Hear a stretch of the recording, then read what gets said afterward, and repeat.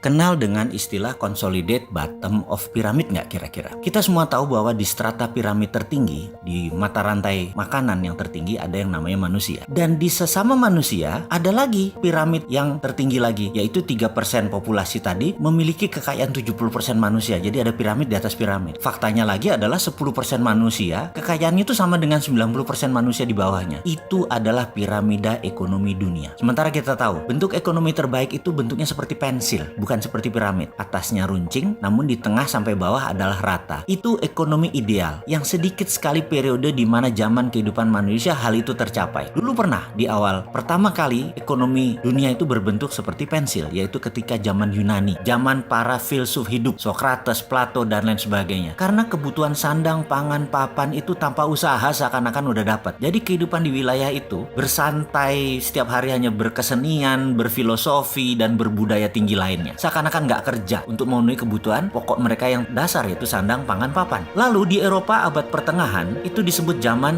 Renaissance. Juga demikian, lihat saja bangunannya, karya seni tinggi Eropa. Walaupun mereka mendapatkan harta itu semua dengan menginjak kaki negara-negara jajahan di Amerika Latin, Afrika, dan Asia. Tapi di zaman itulah kejayaan Eropa, di mana ekonomi Eropa seperti pensil piramidanya. Sekarang bagaimana? Parah. Dasar piramidanya lebar, mengecil di tengah serta tinggi tajam di atas. Karena apa? Karena selain the winnersnya sudah ada, the winners takes all, mereka juga menggunakan kekuatan pemerintah sebuah negara untuk menjadi pion mereka mengatur agar kekayaan mereka menjadi abadi. Itulah strategi para kapitalis di top of pyramid pada saat-saat ini. Setelah itu ada lagi. Ternyata mereka di atas tuh tidak bercerai-berai, mereka di atas tuh consolidate, bergabung bersama. Jadi sudah kecil, sedikit, kompak lagi. Jadi secara individu, mereka ini menguasai piramida terbalik. Jadi kalau jumlah mereka, piramidanya benar, tapi secara harta yang kecil itu menguasai piramida terbalik, hartanya terbanyak. Jadi sistem apa yang mereka gunakan untuk mempertahankan kekayaan mereka itu? Yes, benar, mereka menggunakan bank. Bank itu kapal keruk harta tabungan orang-orang kecil, dikumpulkan di mana-mana lalu diberikan untuk komunitas 3% pebisnis. Karena pebisnis yang punya jaminan hanya 3%, sisanya walaupun nabungnya di bank yang sama nggak akan keluar dikasih kredit atau pinjaman. Gila nggak tuh? Setelah itu Kementerian Keuangan, Bank Indonesia semua membuat aturan melindungi yang 3% itu untuk keuntungan yang 3% itu. Jadi rakyat kecil melihat bank sentral, melihat bank adalah simbol kapitalis. Coba lihat KUR ya, kredit usaha rakyat. 1 bulan bunganya 2% atau setahun 24%. Itu buat rakyat. Sementara kalau buat konglomerat setahun 9%. Bayangin, itu realita kan? Ini gila kalau didiamkan. Lalu ke depan bagaimana? Kita ini bukan tukang ngeluh. Kita ini ingin memberikan solusi walaupun rada nyeleneh. Karena kita harus memberi peringatan kepada semua orang dan memberikan solusi. Jadi caranya gimana? Yaitu dengan new economic model, yaitu dengan cara konsolidasi bottom of pyramid. Itu teorinya. Dan prakteknya kita sudah bangun. Bahkan saat organisasi tersebut sudah jalan. Kok belum banyak yang tahu? Ya terang saja, hegemoni pengusaha ekonomi sekarang gerah. Bisa-bisa bank tutup. Karena bank itu kan sumber riba, keuangannya pakai pinjaman. Bank tutup, fintech tutup kalau kita jalan. Karena kita bisa melepas cengkraman kapitalis. Kita bisa membuat rakyat jadi berkuasa. Tapi sayang, belum bisa jalan. Tapi kita nggak nyerah. Karena apa? Karena kemakmuran itu hak semua orang. Solusinya sekali lagi di mana? Solusinya segera setelah video ini. Selamat menyaksikan.